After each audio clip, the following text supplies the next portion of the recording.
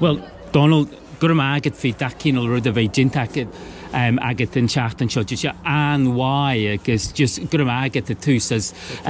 Yeah, well, just, inis dom bagan fwy yn fwnsgol sa Clare.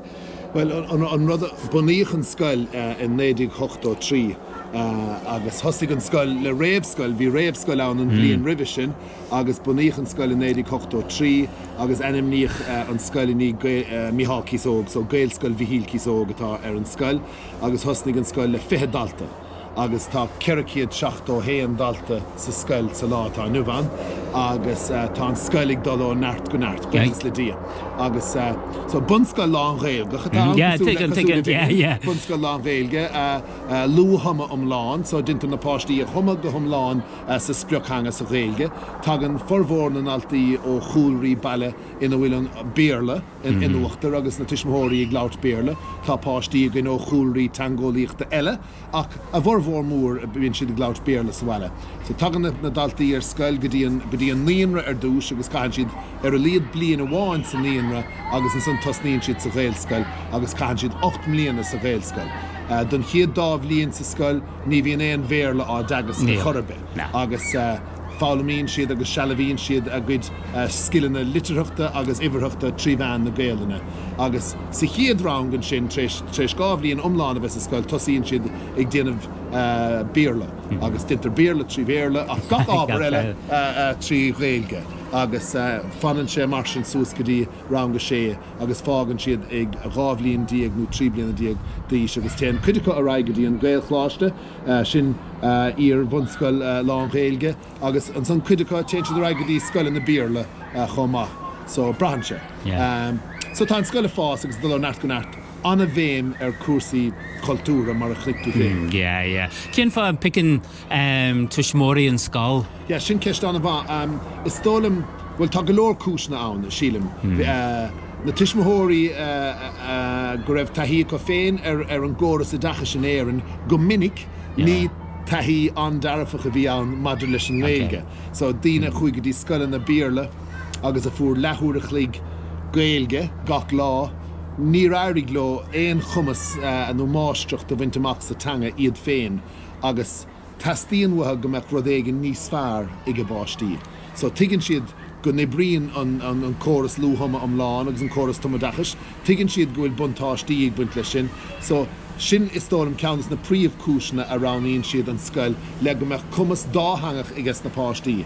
Ach, tá go leor rudaí eile freisin. Tá anna bhéim ar cuasaí ceol sa scoil, agus tuis go bhfuil míad lonathe a gúnta an chláir, cuisle an cheol, agus tá an cheol tradiisiúnta an láidir sa chúnta, so raníonn go leor daoine an scoil tuis go bhfuil cáil ar an scoil maidir leis an méim chuirtar ar cuasaí ceol sa scoil, cuasaí drámaíochta, tá míad an gafa le cuasaí drámaíochta, agus buinneann sé sin le drámaíocht trí bhean na Gaeilge, daoine dul ar an stáitse ag léirú drámaí ag eistóireacht, agus buinneann sé sin le muín agus féin muín. Na cluichí Gaeilge, an féilch nig sibh... Tháinig sin amachtain, Taspáintas ach dráthra, ach an taspáintas an rud is táchtaí agus na páistí a bheith páirteach ins na cluichí sin, tá anna a bhród an maidir len ár gluichí Gaeilge féin leis an amáint atá a gcuin leis na mílte bliain agus an comógaíocht, agus tuigeann bhfuil beagán comóga go bhféin, ach tá sin anna háach mar buinneann sé len ár bhéinúlacht cultúra féinnig, ár gluichí féinnig, so ár geol féinnig, ár gluichí féinnig, ár bhilíocht féinnig, agus cabhríonn sé sin leis na daltaí aitheantas láidir agus féinúlacht láidir a bheith chu maidir lena cultúr féinnig.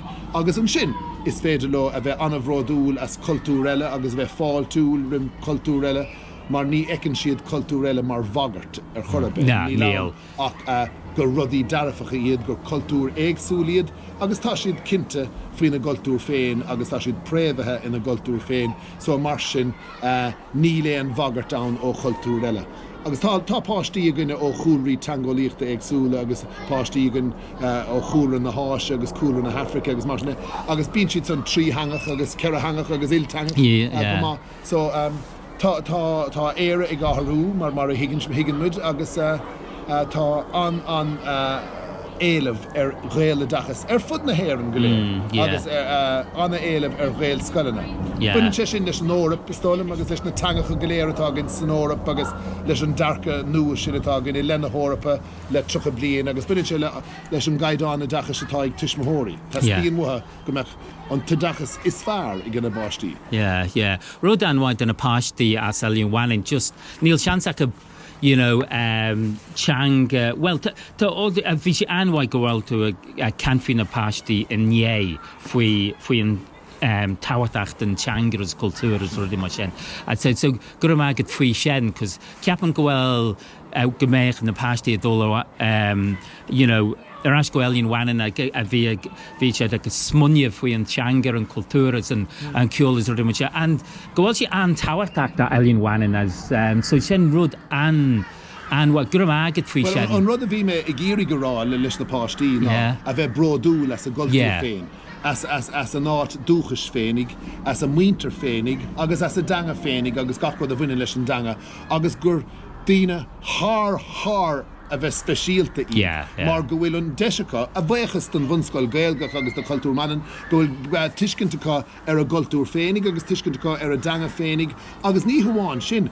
But da hampla iad the árbáistí as an meach a leabhar siad an tanga agus bhí siad cóbródúil as Gaeilge bhanna úsáid an tamar fad. So bhí siad thbár agus fuair siad anna bhola ó na múntóirí in ásáil. So tá sin táchtach mar is ag fálamóna chéile a támid. Agus sílim gur féidir le teachtracht mar sin dul a bhaim fáistí ag ísna difriúla. Tá sé táchtach go dicadíist go bhfuil rud lúch for acha. Agus tá sé táchtach ní míad chur brúartha, just tá míad grála tá rud éigen lúch for speisialta. Just tú ara de sun agus bí broadú le sun. Níl sé sin ag gachtainine in Mannin, níl sé ag gachtainine in Nherin, agus tá sé sin a gcuimhse, agus is rud an speisialta lúch for le atá ann.